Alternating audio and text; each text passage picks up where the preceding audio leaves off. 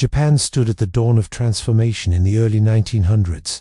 World War I, though distant, reshaped the nation's path. Women, bound by centuries of tradition, began to question their roles. Feminist groups like the Seitu Society, formed in 1911, ignited a spark. Writers like Hiratsuka Reicho penned essays challenging marriage and inequality. Their voices, bold and unyielding, demanded education and freedom. Historian Barbara Maloney notes, these women stirred a movement that clashed with Japan's rigid values. Yet, the nation's militaristic culture viewed women as tools for empire, not as equals. The war brought economic growth. With men serving or absent, women filled factories. By 1918, over 1 million worked in textiles and munitions. Their labor drove Japan's rise, but the cost was high. Grueling hours and meager wages sparked early protests. These women, though not yet linked to prisoners of war, laid the foundation for sacrifices to come. Their growing presence challenged societal norms, creating tensions that would ripple into the next war. Japan's imperial ambitions surged. The 1910 annexation of Korea foreshadowed darker policies. Women in occupied lands faced exploitation, a grim hint of what lay ahead. Japanese women were also drawn into this vision. Some joined patriotic organizations, believing in national glory. Others, inspired by feminists, resisted militarism. Their stories wove a thread of resilience through a shifting landscape. World War's end in 1918 brought Japan new power. The Treaty of Versailles granted control over German colonies, fueling imperial dreams. Women's roles grew as workers, mothers, and symbols of pride. Yet, few could foresee how these roles would twist in World War II. Historian Thomas Havens writes that Japan's wartime policies built on these economic shifts, pulling women deeper into the war machine. Feminist pioneers like Hiratsuka Reicho left a mark. Her words, "In the beginning, woman was the sun," inspired a generation to seek agency. But as Japan militarized, these ideals dimmed. The government saw women as assets for conquest. By the 1920s, military leaders prepared for expansion. Women's labor and loyalty were harnessed, while their voices were stifled. The stage was set for a system that would trap Japanese women and those in occupied lands in a web of suffering. What awaited these women as Japan's ambitions grew? A secret policy was forming that would shatter countless lives. The 1920s marked a turning point for Japan. World War I had fueled its economy and ambitions, but the nation's gaze now turned outward. By 1931, Japan invaded Manchuria, signaling a hunger for empire. This aggressive expansion demanded resources, both material and human. Women, once celebrated as factory workers or feminist pioneers, were now seen through a colder lens. What role would they play in this growing war machine? The answer lay in a policy that would soon engulf thousands in suffering. Japan's military leaders began crafting a system to maintain soldier morale. The Comfort Women's System, as history would name it, took shape in the early 1930s. Historian George Hicks notes that the army saw controlled brothels as a way to prevent unrest and disease among troops. In 1932, the first comfort stations appeared in Shanghai after Japan's invasion. These were not voluntary setups. Women, mostly from occupied territories like Korea and China, were coerced into service. Japanese women, though fewer in number, were not spared. Some were lured with promises of work, only to find themselves trapped. The system was rooted in Japan's imperial mindset. Military planners believed it would strengthen their forces. By 1937, Japan's full-scale invasion of China escalated the demand. Over 50,000 women were forced into comfort stations across Asia by the decade's end. The process was brutal. Recruiters, often civilian agents working for the military, used deception or outright abduction. A Korean survivor, Kim Hak-soon, later recalled being promised a factory job at 16, only to be taken to a camp. Japanese women faced similar fates, especially those from poor rural areas. Poverty made them vulnerable to false promises. Japan's home front also felt the strain. Women were pushed into factories to support the war effort. By 1935, over 1.5 million women worked in munitions and textiles, often under harsh conditions. Their labor was critical, yet they were paid less than men. Protests grew, but the government suppressed dissent. These women, while not in comfort camps, shared a common burden with those coerced abroad. Their sacrifices fueled Japan's war machine, but their voices were ignored. The military's grip tightened as Japan prepared for global conflict. The 1930s saw the rise of ultranationalist propaganda. Women were urged to be loyal daughters of the empire. Patriotic groups like the Women's National Defense Association rallied support, but some women resisted. Feminist ideals from World War I lingered, though suppressed. A few brave voices spoke out against militarism, but they were silenced. The stage was set for a system that would exploit women on an unprecedented scale. Meanwhile, prisoners of war entered the picture. As Japan expanded, it captured thousands of Allied soldiers. By 1937, POW camps held British, Australian, and American troops. These men faced starvation and forced labor. Their plight would soon intersect with the comfort women system. In some camps, military leaders used comfort stations to maintain order among guards, indirectly linking POWs and women in a cycle of exploitation. Historian Yuki Tanaka writes that this system reflected Japan's view of both groups as mere tools for victory. The comfort women's system grew in secrecy. Military documents, later uncovered, showed meticulous planning. Stations were set up near battlefronts from China to Southeast Asia.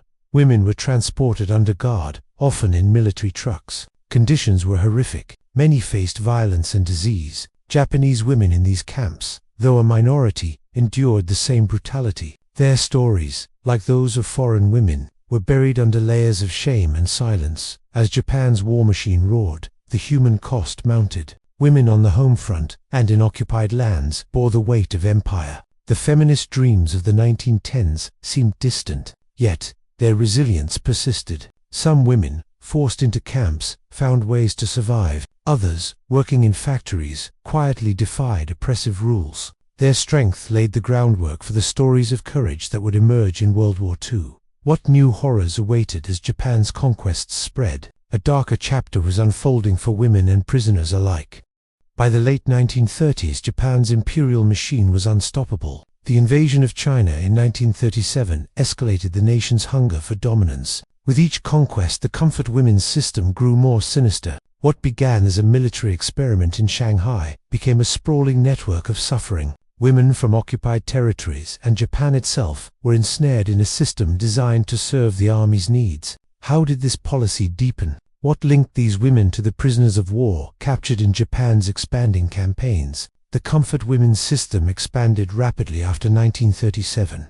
Japan's military established stations across China, Southeast Asia, and the Pacific. Over 100,000 women were forced into service by 1940, with numbers climbing as the war intensified. Korean and Chinese women made up the majority, but Japanese women from impoverished regions were also targeted. Recruiters used deception, promising factory jobs or education. Others were taken by force. A survivor, Park Young-sim, later shared how she was abducted at 15, told she would work as a nurse. Instead, she faced years of brutality in a comfort station. The system was methodical. Military officials oversaw the creation of stations near battlefields. Women were transported in guarded convoys, often unaware of their fate. Conditions were dire. Many faced daily violence, malnutrition, and disease. Japanese women in these camps, though fewer, endured the same horrors. Historian Yuki Tanaka estimates that up to 20,000 Japanese women were coerced into the system, often from rural areas where poverty left them vulnerable. Their stories were silenced, buried under societal shame. Prisoners of war became entangled in this grim reality. Japan's conquests yielded thousands of Allied captives. By 1940, over 50,000 British, Australian, and American soldiers were held in camps across Asia. These men faced starvation, forced labor, and brutal treatment. In some camps, comfort stations were established for guards, creating a chilling link between POS and the women. The military saw both groups as tools to maintain control.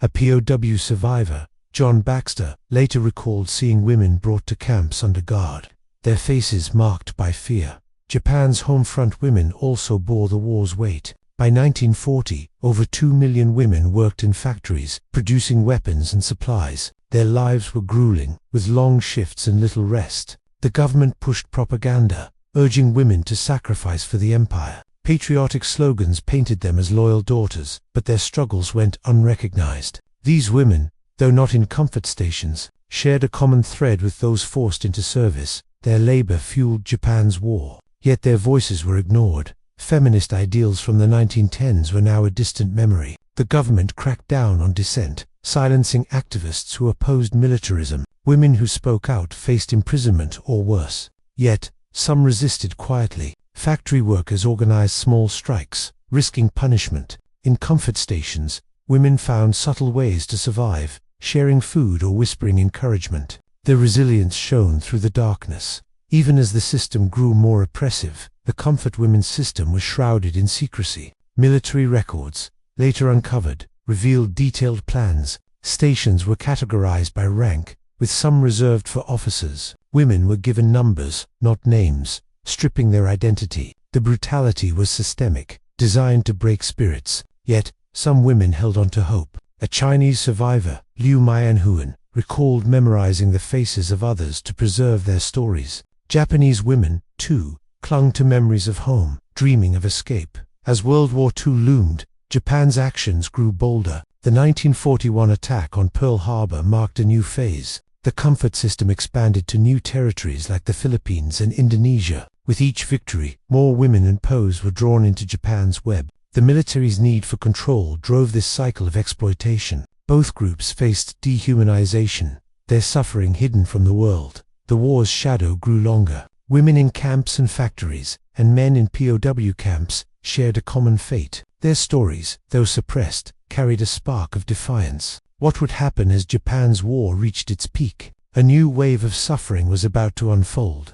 World War II reached its zenith by 1941. Japan's attack on Pearl Harbor unleashed a wave of conquest across the Pacific. The comfort women's system, now a cornerstone of military strategy, spread like wildfire. From the Philippines to Burma, thousands of women were trapped in a cycle of exploitation. How did this system operate at its peak? What bound the fates of these women to the prisoners of war suffering nearby? The war's brutality revealed a shared story of endurance. The comfort women's system peaked between 1941 and 1943. Japan's victories expanded the network to over 400 stations across Asia. Estimates suggest 200,000 women were in, with Koreans and Chinese forming the majority. Japanese women, though fewer, were not exempt. Many came from rural villages, lured by promises of clerical work. A survivor, Hannah Soto, later recounted being taken at 17, told she would serve as a typist. Instead, she faced relentless abuse in a Malaysian camp.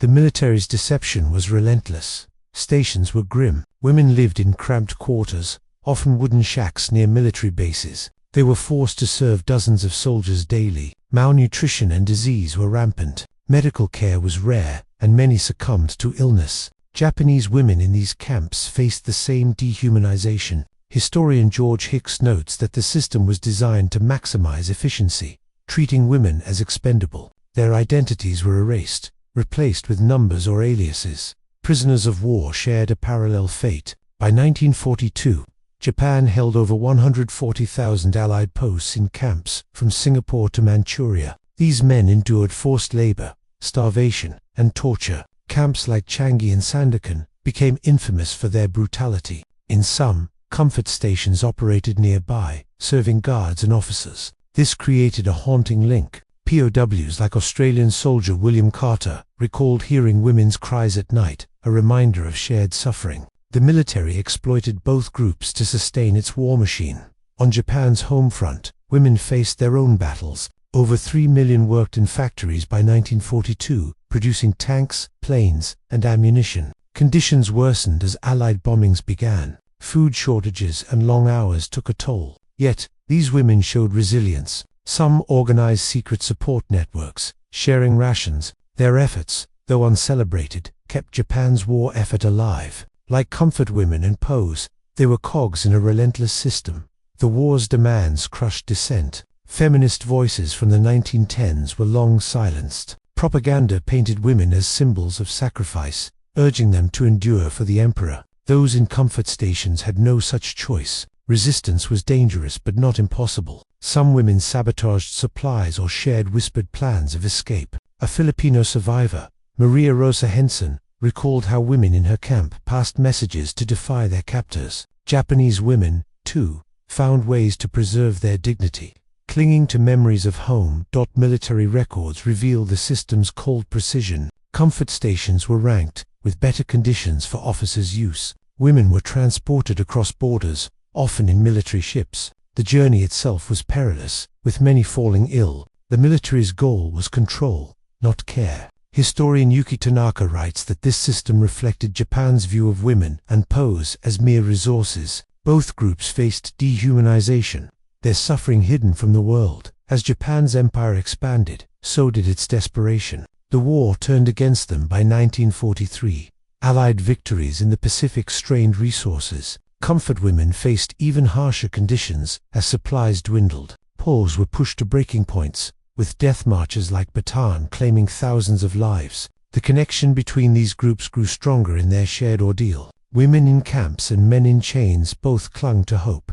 Defying the war's cruelty, the comfort system's secrecy began to crack. Whispers of its horrors reached Allied forces through escaped people. Yet, the full truth remained buried. Women, whether Japanese or foreign, carried the weight of shame. Their resilience, though, was undeniable. They survived, not just for themselves, but to tell their stories. What would happen as the war neared its end? A reckoning was coming for Japan's darkest secrets.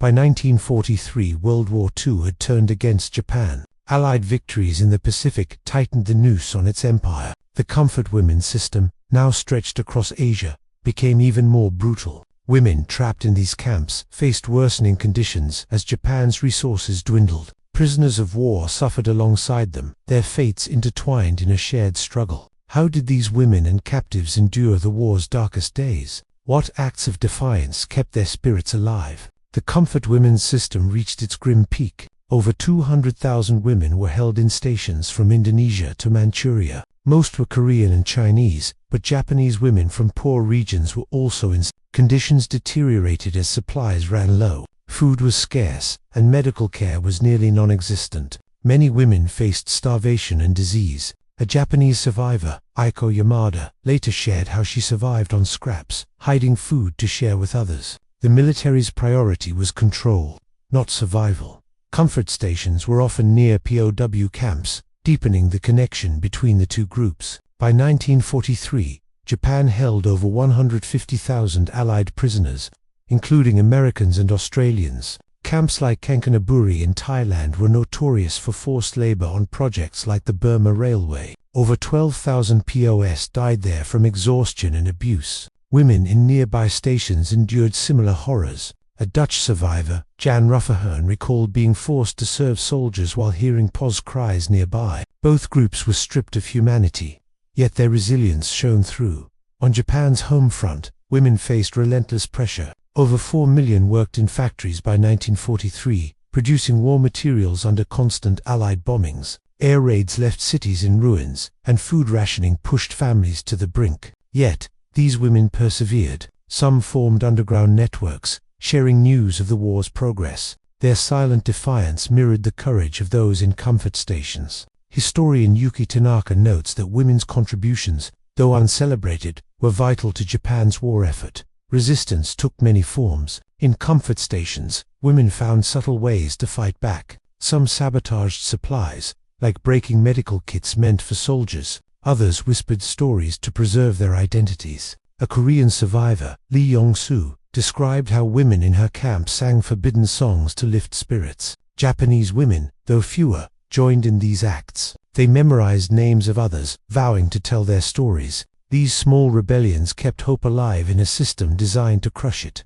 Pleath also resisted despite brutal consequences. In camps, prisoners organized secret radios to hear Allied news. Others smuggled food to weaken guards' control. Australian POW Edward Dunlop wrote of sharing rations with fellow captives, mirroring the solidarity among comfort women. These acts, though small, challenged Japan's authority. The shared suffering of women and POWs created an unspoken bond. As both groups clung to survival, the war's tide turned decisively by 1944. Allied advances, like the Battle of Midway, weakened Japan's grip. Comfort stations became chaotic as military discipline faltered. Women faced increased violence as soldiers grew desperate. POWs endured death marches, like the Sandokan March, where only 6 of 2,400 prisoners survived. The military's desperation linked the two groups further. Both were seen as expendable, yet their stories of endurance began to surface. military secrecy could not hide the truth forever. Escaped POWs reported glimpses of comfort stations to Allied forces. Their accounts, though fragmented, hinted at the system's scale. Women, too, carried their stories. Some kept diaries, hidden from guards. A Taiwanese survivor, Chen Lenhua, wrote of her resolve to live and expose the truth. Japanese women in camps shared this determination, their silence a temporary shield against shame. As Japan's defeat loomed, the human cost was staggering. Women in comfort stations and men in POW camps faced a common enemy: dehumanization. Yet, their defiance grew stronger. They survived not just for themselves but to bear witness. The war's end was near, but the scars it left would linger. What would happen when the truth of these camps surfaced? A storm of reckoning was on the horizon. By 1944, Japan's empire was crumbling. Allied forces closed in, reclaiming territories from the Pacific to Southeast Asia. The comfort women system, once a pillar of military control, began to unravel. Women trapped in these camps faced chaos as Japan's defeat loomed. Prisoners of war, enduring years of torment, saw glimmers of hope. How did the war's end affect these women and captives? What scars did they carry as the system collapsed? The comfort women system faltered as Japan's resources dried up. By 1945, over 200,000 women remained in stations across Asia. Korean, Chinese, and Filipino women formed the majority. But Japanese women were also caught in the net. As Allied bombings intensified, stations were abandoned or destroyed. Women were left to fend for themselves, often without food or shelter. A Japanese survivor, Keiko Tanaka, recalled being abandoned in a Philippine camp, forced to hide from advancing troops. Many faced violence from retreating soldiers desperate to cover their tracks. Prisoners of war endured their own hell. Japan held over 130,000 Allied POWs by 1944, scattered across camps from Burma to Japan. The final year brought unimaginable cruelty. Death marches, like the one in Palawan, killed thousands. Only a handful of the 150 prisoners there survived. Comfort stations near camps were often shut down, but the women's suffering lingered. A British POW, Thomas Wilson, later described finding abandoned stations, with signs of the women's ordeal etched in the walls. The shared pain of POWs and comfort women was undeniable. Japan's home front was in chaos.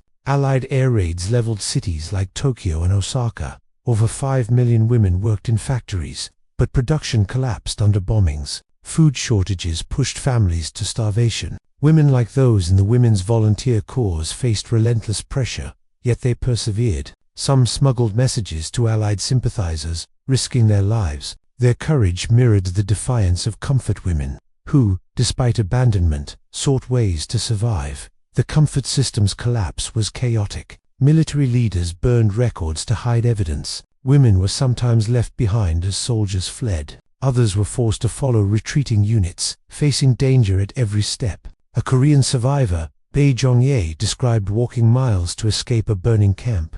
Her only possession, a torn photograph of home. Japanese women, though fewer, shared this desperation. Their stories, long silenced, began to emerge as the war ended. Allied victories brought liberation for people. In August 1945, Japan's surrender after Hiroshima and Nagasaki freed over 100,000 captives. But freedom came at a cost. Many POWs were emaciated, scarred by years of abuse. Their accounts of comfort stations nearby added to the war's grim narrative. American POW James Murphy recalled seeing women in a camp near Manila, their eyes reflecting the same exhaustion he felt. The connection between these groups grew clearer in liberation's light. For comfort women, liberation was bittersweet. Many returned to societies that shunned them. In Japan, survivors faced stigma, their experiences deemed shameful. Korean and Chinese women encountered similar rejection. Yet, some found strength in silence. A Filipino survivor, Rosa Luna, vowed to speak out despite threats. Japanese women, too, carried their pain quietly, their resilience a testament to survival. Historian George Hicks notes that the system's secrecy delayed justice, but survivors' stories began to break through. The war's end exposed Japan's atrocities. Allied tribunals, like the Tokyo trials, began investigating war crimes. Comfort women were rarely mentioned, their suffering overshadowed by other horrors. Post-testimonies, however, hinted at the system's scale. Over 30,000 POWs died in captivity, their stories fueling demands for accountability. Women, though, faced a longer road to recognition. Their voices, suppressed for years, started to surface through whispered accounts and hidden diaries.